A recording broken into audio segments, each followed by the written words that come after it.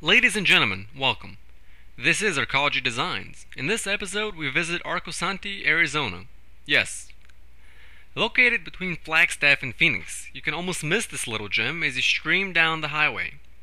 Bring a non-shiny vehicle as the 2-mile road that leads to Arcosanti is unpaved. Now, what is Arcosanti? Sounds like a wine you order at a fancy restaurant. Excuse me, sir, do you have any Chardonnay? Why, yes, we do. Arcosanti, one of our best. Oh, I'll have a glass of that, yes. Only no you won't, because Arcosanti is a town.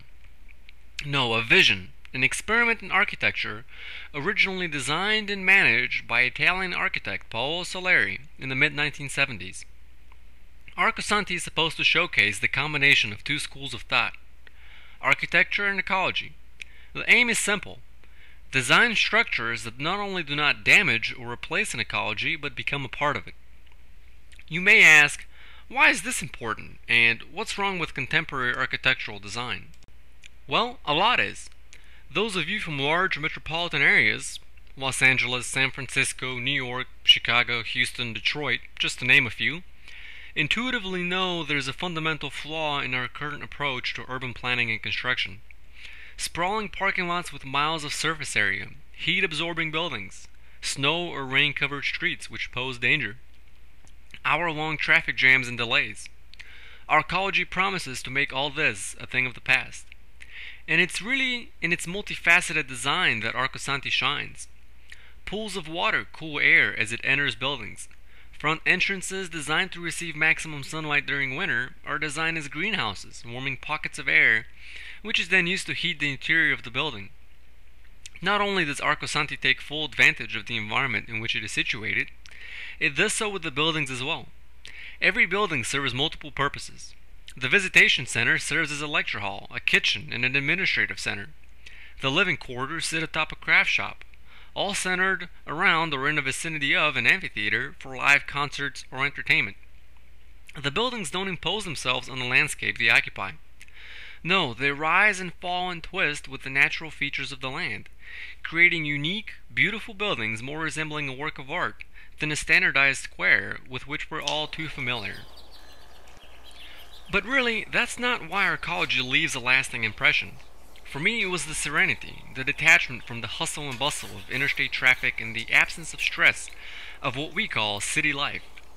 Upon its completion, Arcosanti is supposed to house over 5,000 people, all in an area just under 3 square miles.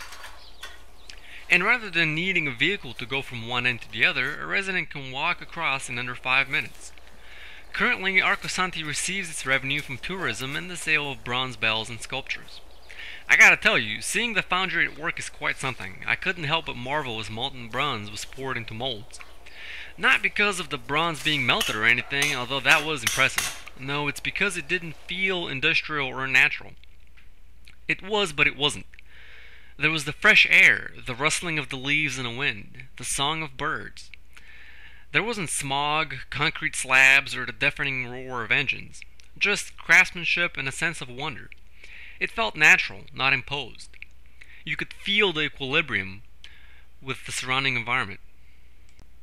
As Kynes, a character in Frank Herbert's Dune, once said, the thing the ecologically illiterate don't realize about an ecosystem is that it's a system. It maintains a certain fluid stability that can be destroyed by a misstep in just one niche. A system has order, a flowing from point to point. If something dams that flow, order collapses. The untrained might miss that collapse until it is too late. That's why the highest function of ecology is the understanding of consequences. And that is what we see here in Arcosanti, an awareness of consequences, of the city's place within, rather than outside, the ecosystem.